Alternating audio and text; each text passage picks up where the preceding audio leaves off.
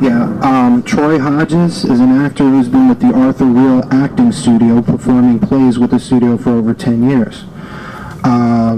Troy Hodges will dramatize, I'm sorry, this thing got all messed up. Next time I'm going to use paper. Troy Hodges will dramatize remarks Paul Robeson released to the press eulogizing Marcantonio, entitled "The Negroes Have Lost a Friend, a Tried and True Friend." Troy's performance imagines how Robeson would have delivered those remarks to the audience, so I'd like to welcome up Troy Hodges.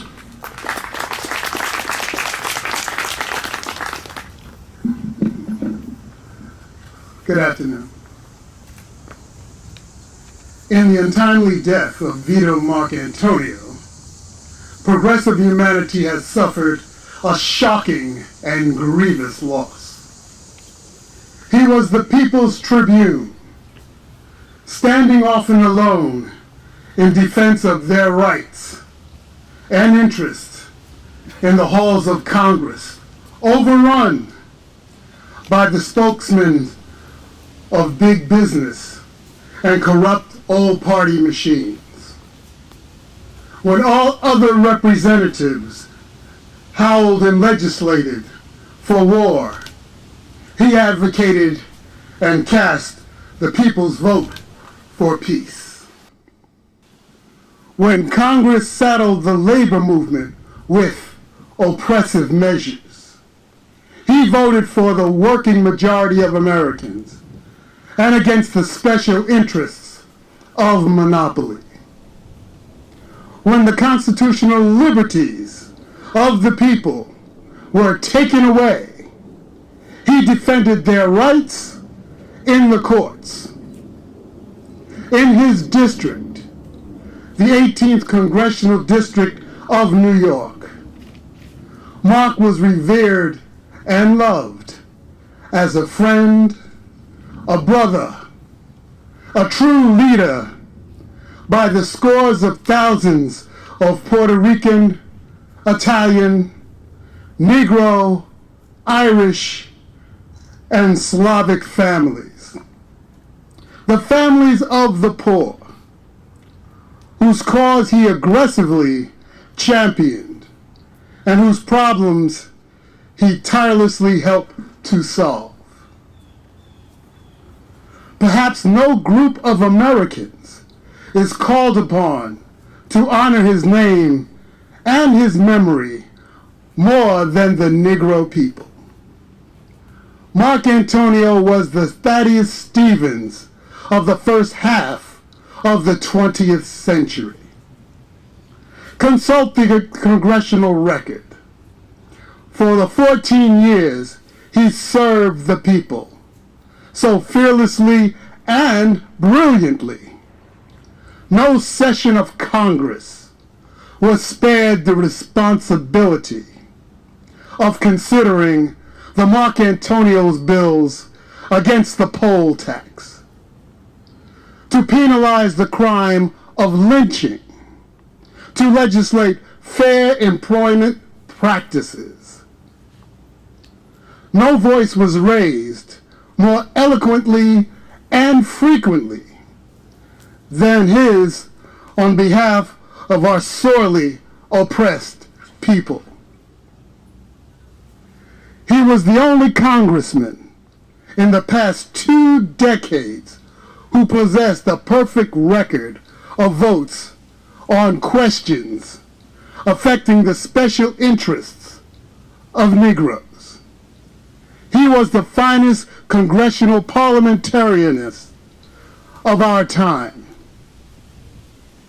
When New York first elected a Negro congressman, it was to Mark that he turned to learn the ropes of procedure in the House. Adam Powell must remember those early days, and the scores of other Negroes, the race relations, advisors, and consultants in various government agencies must recall that it was Mark's office that they found their way to work out strategy and tactics for Negro advance in all phases of American life. He was one white friend who never shirked a fight on our behalf, who would not tolerate an insult to the Negro people. When the great scholar and statesman W.E.B. Du Bois stood trial as an alleged foreign agent because he leads the millions who fight for peace. Marcantonio was his counsel and won him vindication.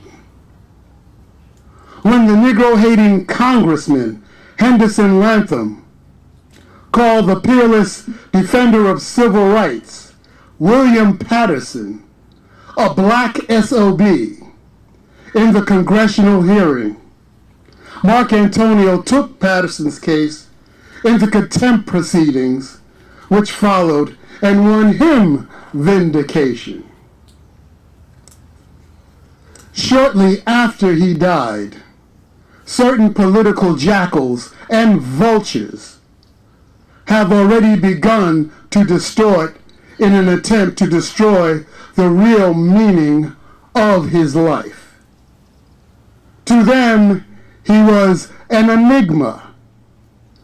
How could he be so right on domestic, economic, and social issues, they piously ask, and yet so wrong on international affairs? The answer is simple. For those who are not afraid to admit it in these hysterical times, Mark's policy on foreign affairs was as true and as right as his program on domestic questions. One flowed naturally and inexorably from the other. He hated fascism because it robbed the people of their liberties and livelihood, made the master race theory a cornerstone of government policy, and sought to subject all mankind to the tyranny of a Hitler. Thus he worked for the total mobilization of this nation against fascist aggression. But at the war's end, his keen political insight saw the unmistakable signs the people's victory was being appropriated by big business and the military. Negroes were thrown out of their newly won positions of industry. FEPC was scuttled. Legal lynching became the order of the day. Taft-Hartley put chains on the labor movement. Freedom of thought and assembly was penalized. McCarthyism ran rampant. Taxes, prices, and profits soared without government hindrance. And the administrations of both Truman and Eisenhower dried up the reservoir of goodwill which the U.S. had built up during the good neighbor era of Roosevelt. The best interest of the people of the 18th Congressional District and of the working people and the Negro people of this country demanded that Mark act and vote for peace against war. He did, and for this the American people will honor him. We have lost a tried and true friend, the foremost spokesman of the rights of man the Congress of the United States has produced in the 20th century. For me, a special sadness comes when I think that I will no longer share Mark's warm and principled friendship. Italian-American, carpenter's son, he never deserted the working people for whom he sprang. He was the clearest embodiment in Congress of the common interests which obtained between the Negro people and the working people of this land. Mark was never a quitter. He would expect us to fight on, to build ever stronger the people's unity, to rout the war makers and the exploiters, who will serve the people in the style and spirit of Vito Marcantonio. To win the peace, happiness, and equality of all the world's people to which he dedicated his life. As we do, we will be building a living monument to him who lived so well. Thank you.